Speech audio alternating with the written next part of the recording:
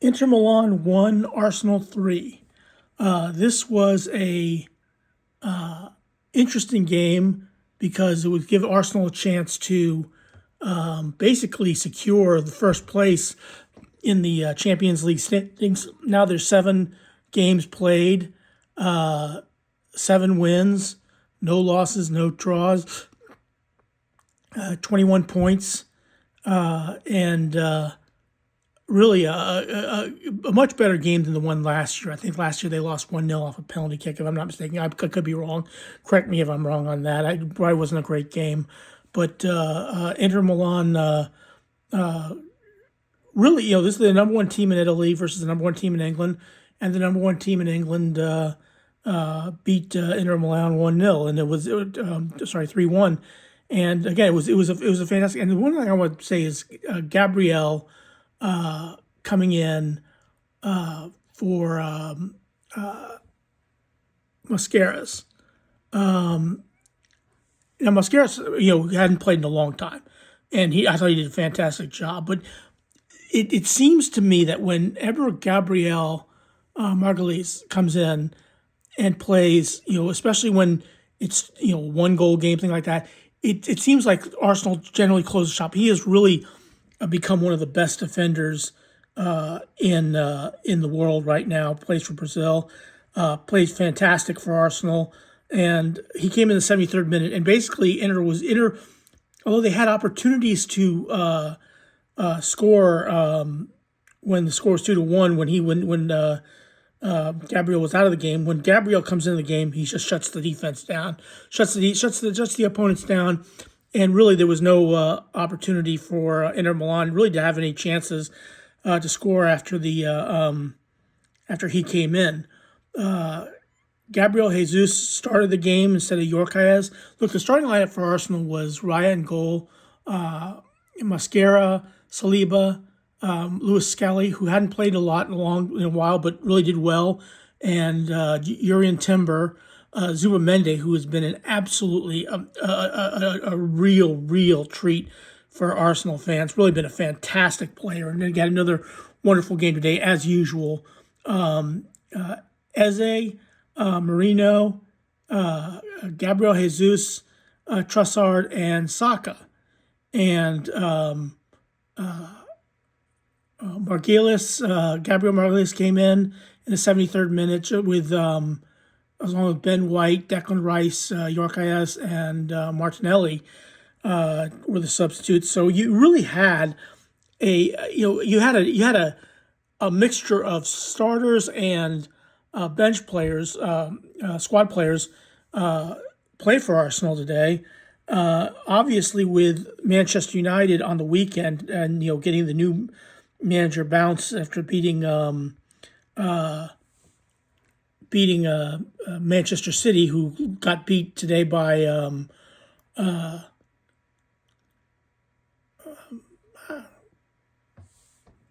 Bodo Glint.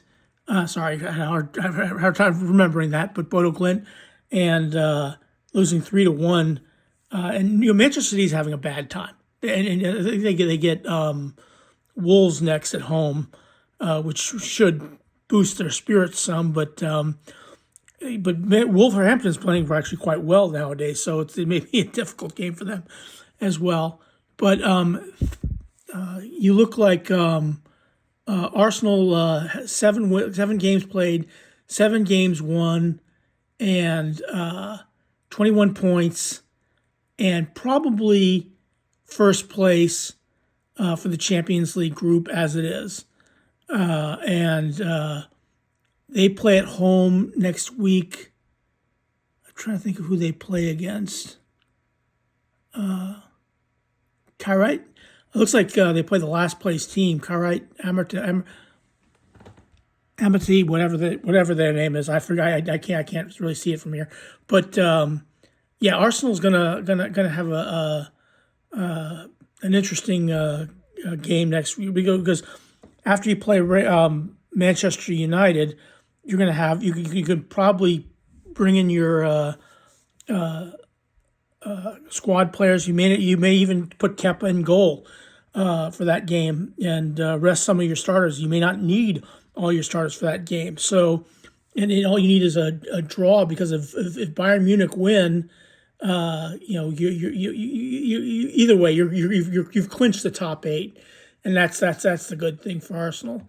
Now, if you look at the stats of this game, Inter Milan had 51% possession to 49% possession by Arsenal. 6 shots on goal, 4 shots for Inter Milan, 6 shots for Arsenal. 18 shots total, 17 for Arsenal. 9 fouls for Inter Milan, 17 for Arsenal.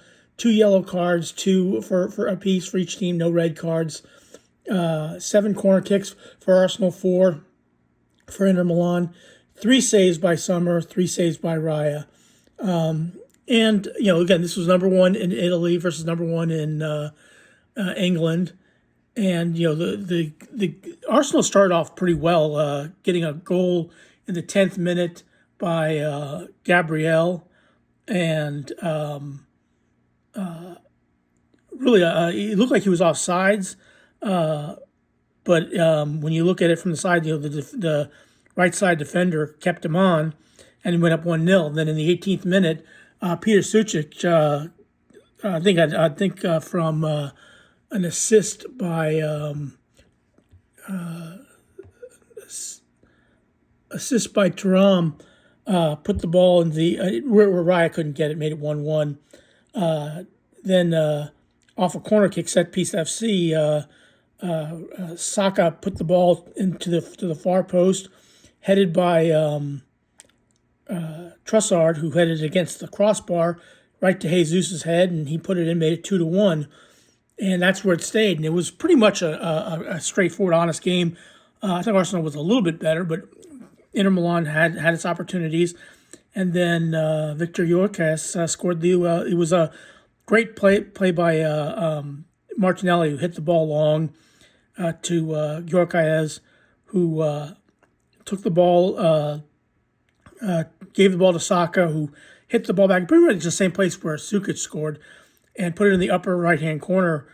Beat Sommer. I think he got. I don't know if the defender got a foot to it, or regardless, it was still in the right place, and made it score 3-1, and that was it. Ball game. End of discussion. And like I said, Arsenal is now at top of the table, 21 points, 7 games played, 7 games won. They play the last place team, the last game of the Champions League, I think next Wednesday, and assuming they win that one, they're going to finish in top place. And we'll see how everything goes on, because next part of the Champions League is the knockout phase. But again, this was a fantastic win by Arsenal, a very good win. You didn't waste a lot of your time with your starters. You didn't use your starters. You used your squad players along with a couple starters. You have a big game against Manchester United on Sunday. But either way, a fantastic win by Arsenal. 7 games played, 7 games won. And we'll see how everything pans out. Well, please click like, share, and subscribe, and have a good rest of your day. Thanks for watching.